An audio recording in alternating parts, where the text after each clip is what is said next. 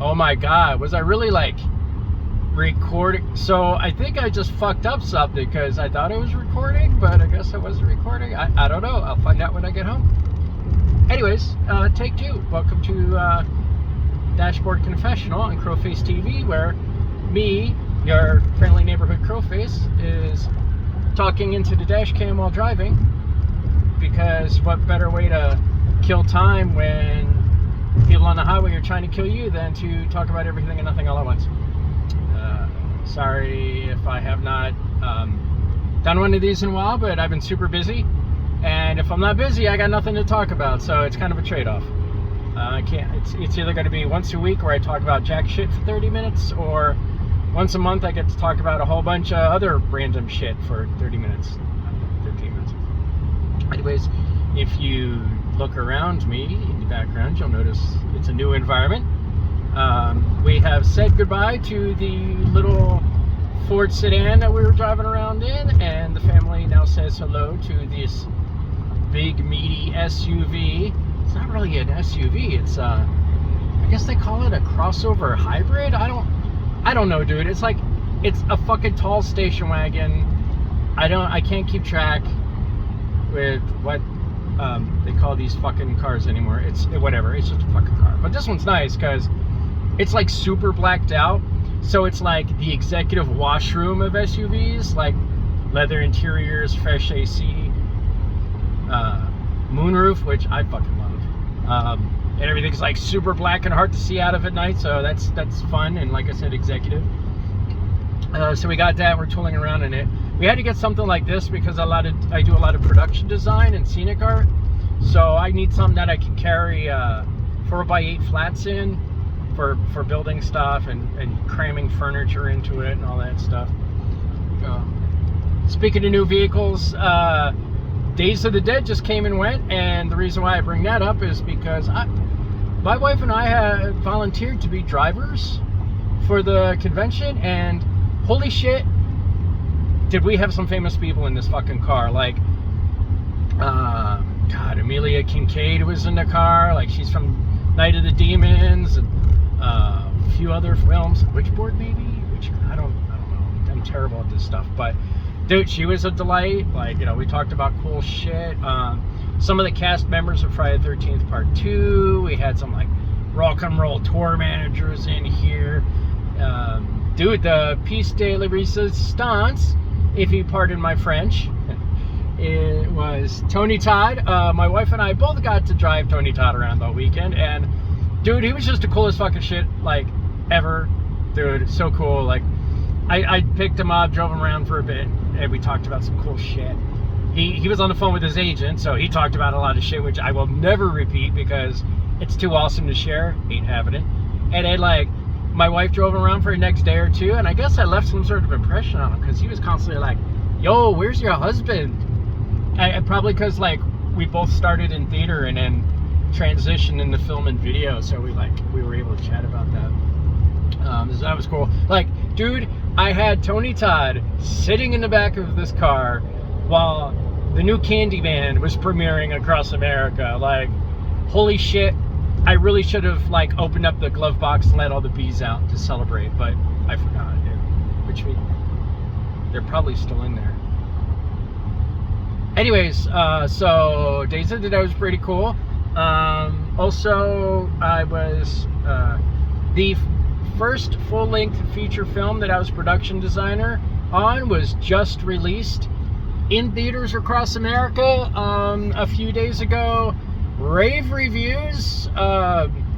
The writers and directors, Scott and Des, who I'm sure you've heard of by now. If not, you will hear about them. They're being lauded as making the next great cult classic Halloween film. They're like comparing it to Trick or Treat and other, like, classic horror movies that we all know and love, and like I'm pretty psyched for it. And I was just a production designer, but, like, dude, they must be super excited because, I mean, well, shit, dude, they worked so hard on that fucking film. Like, I was front row for that shit. Like, this film was a triumph, and dude, like, I can't even imagine how hard they busted their ass on this. So every reward and accolade that they have earned. They deserve it, absolutely, 100%. Good on them. Here's looking forward to the future. I hope great things happen for everyone involved. So that came out in theaters. That's doing awesome. It's about to come out on streaming. That's fucking cool. Like, holy shit. Like, well, as this is happening, I'm just sitting there thinking about how shit was when I first came down here to Atlanta a few years ago and started doing video work. Like, was theatrical. I'm pretty theatrical now. Am I doing 75 North or 285 here? All I know is that building looks like it's sick. I think that building has like couch sores on it. You're not gonna let me over, are you? You're not gonna let me over. You know, I will let myself over. Thank you. Oh my god, and you only turned left at the last I fucking hate driving here. Anyways, so I don't even know where I was. Give me a second. Hold on, I gotta rewind the video. Okay, I just pretended to rewind the video. So anyway, yeah, video on demand soon in the next few days. I'll post links in the thing, whatever. And then like it's coming out on Blu-ray soon on a bunch of retailers across America. Like, exciting, dude. Like, man, this is so great. Like I said, in comparison to how life was going when I was doing film and video, like, not just when I first came down here 4 or 5 years ago, but like even the difference from like a year or two ago, like freaking, so like I just won an award as a production designer, and you know, literally like this weekend 2 years ago, 3 years ago, I had these God, what's the nice way to say scumbag piece of shit? I had these interesting people in my life who were like literally trying to steal my production design career out from under me. Like, we're talking like, hey Jay, how do you make fake blood? Hey Jay, how do you stain clothing? Hey Jay, how do you distress how do you make a business card? It's shit like that. And they're like, I'm like, all right, we're friends, I'll teach you how to do this shit, great, blah blah blah blah blah. And they're all like, hey, you know, hey, how to make a business card? Hey, how to make a website? Hey, how do we register a production company? I'm like, wait a minute, I see what you're doing here. But you know what? I'm gonna let you do it, because I was like, I can show you how to do this shit, but it ain't gonna be a guarantee you're gonna learn how to do it. And there's a difference between knowing how to do something and actually doing it. So anyways, long story short is they tried to pull the business out from under me, and then we diverged in our lives as a rational, decent person would. And we're like, all right, I did my thing, they did their thing. I kept my mouth shut and let them do the absolute best they could without any positive or negative influence from my end. Meanwhile, I was focusing on what I had to do, because I was too busy trying to get my shit together without worrying about their shit. And well, let's just say, out of the 2 different production design companies, only one of them is still working, or ever really was working in the first place. So there you go, you know, lesson learned. Karma's I don't know what it is. I don't know, if you don't worship the goddess for the golden fields, you're gonna fucking scream her name when the storms come in. Something, you can look that up. It's a great fucking story. Story, analogy, anagram, I don't know. Like I said, it's hard to think when everyone's out there trying to kill you. Like, literally, like, around me. You probably look out the window and see these assholes, like, riding up my ass, cutting across, cutting me off to get to the exit on the right from the left, because welcome to Atlanta. Yeah, so production design stuff, like the movie's out, everything's great, it's lovely, it's still going on, things are still fucking cool. Like, I don't know how many times I could say thank you, Des and Scott, for fucking taking me on this goddamn adventure and like trusting me to help them make something cool. And so since then, stuff's still kind of happening, and like already word of mouth is getting out. Like, I'm getting emails from people saying, hey, here's my portfolio, keep me in mind. And like, now I got productions calling me, and they're like, hey, we've seen some stuff you've done, you want to come help us out? Like, I'm just now coming back from another meeting. It's like the 3rd or 4th day of meetings in a row for this thing. I can't tell you much about it, but I guess it's a real small, like a few weeks of production for some thriller coming out on some network channel. I'll tell you guys the secret later. I'm not gonna jinx it, but wait, can I talk about it before I sign the NDA and I just gotta not talk about it after the NDA? I don't think it's really an NDA issue. It's not like I'm spoiling nothing. Is that a spoiler? Spoiler, I'm working consistently. Finally making decent enough money. Like, as a matter of fact, speaking of new environments and family purchases, my wife and I just bought our first forever home. Technically, probably our only forever home.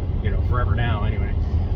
So we just got a quirky little asymmetrical build up in the mountains somewhere nearby. Yeah, literally nearby. Like, here's my exit to get there. And dude, the house is so dope. Like, it's got this cool weird backyard. I can like build waterfalls in because I love hardscaping. Dude, the house is in Beetlejuice colors, which is a completely weird coincidence because our wedding is going to be in Beetlejuice colors. And holy shit, like, things are coming together really nicely, which is nice because things have been a real fucking hard struggle for a long time. And, my wife and I both separately have had these tremendous adversities. Yeah. These tremendous adversities that, well, yeah, it's nice going through that shit because it builds character. Like, dude, we're in our mid-40s. We have enough character. Can we just start enjoying the fruits of our labor? And now we're starting to realize these triumphs. And it's nice. Like, we're finally getting, like, kind of like we're getting it. Finally getting our rewards, getting our what's due to us. And believe it, dude, it's been a fucking hard road. Like, both individually and together. Like, we had some shit happen when we were together, like, recently.